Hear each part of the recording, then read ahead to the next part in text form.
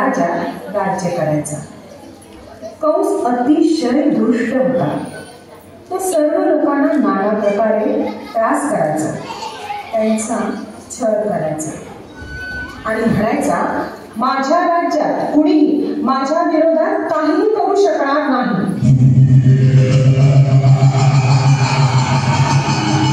कंसाला एक बहीण होती, तिचे नाव देवकी. देवकीवर मात्र त्याची फार माया होती. देवकी जेव्हा मोठी झाली तेव्हा तिचे लग्न यादव कुळातील वसुदेवाशी करायचं ठरवलं. एके दिवशी कंसाने त्या दोघांचे लग्न थाटामाटात लावलं व तो स्वतः देवकीला तिच्या सासरी पाठवणी करण्यासाठी निघाला. त्याने देवकी व वसुदेवांना रथात बसवले व स्वतः रथ चालवत तिच्या घरी सोडायला निघाला. जाता जाता अचानक एक आकाशवाणी झाली.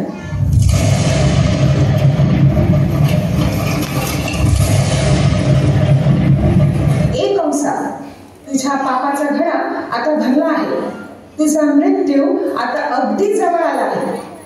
देवकी व वसुदेवाचा 8वा पुत्र तुझा वध करणार आहे.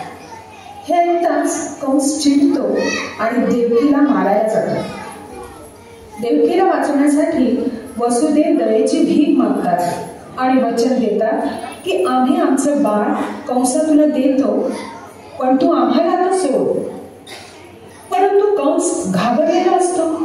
तो खबरदारी म्हणून देवकी व वसुदेवाला बंदी बनवतो व कारागृहात आणून ठेवतो.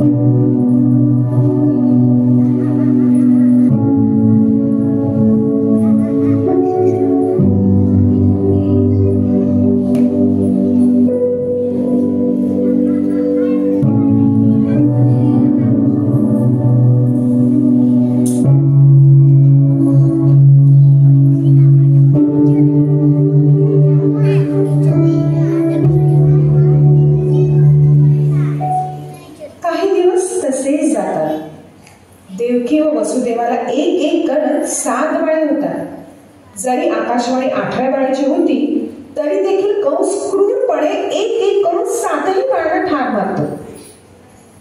काही काळानंतर एका रात्री मोठं वादळ येतं. जोरदार पाऊस पडू लागतो.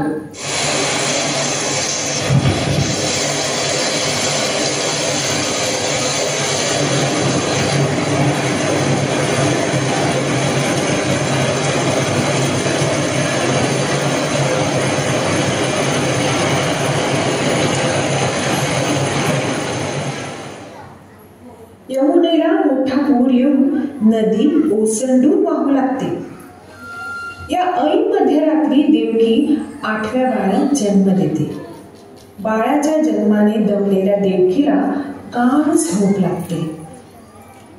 तेव्हा अचानक कारागृह दैवी तेजाने प्रकाशित होतो व एक आकाशवाणी होते, वसुदेवा उठ, तुझ्या नवजात बाळाला गोकुळ गावी नंद महाराजांच्या घरी घेऊन जा.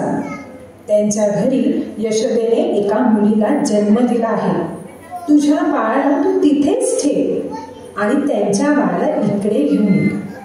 नंद व यशोदा तुझ्या बाळाचा योग्य सांभाळ करतील, त्याला सुरक्षित ठेवतील. आकाशवाणी संपताच कारागृहात परत लगेच अंधार होतो. वसुदेव हे ऐकून बाळाला एका टोपलीत ठेवतात आणि गोकुळ गावी जायला निघतात.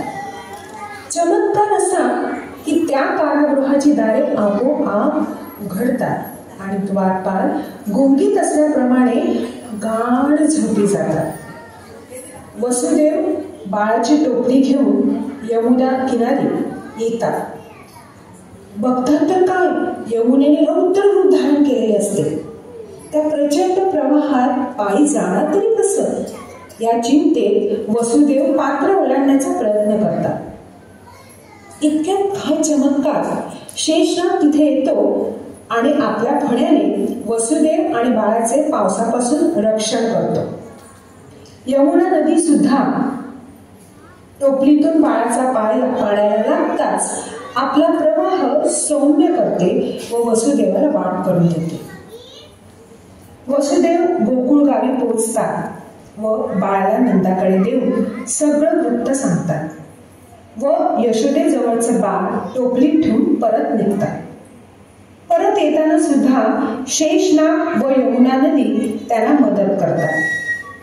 वसुदेव कारागृहात येतात व बाळाला देवकीपाशी ठेवतात व त्याच क्षणी बाळ मोठ्याने रडू लागते.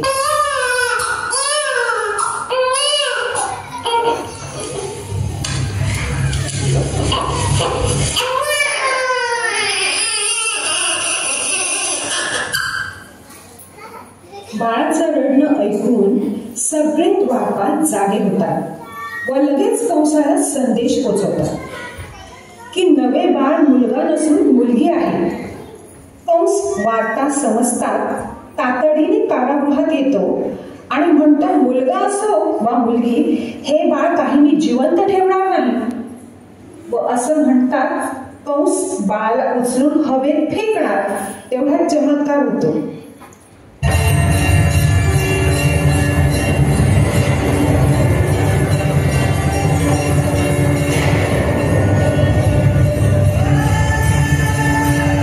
बाळ दुर्गेच्या रूपात कंसाला म्हणते, तुझा अंत आता जवळ आला आहे कंसा.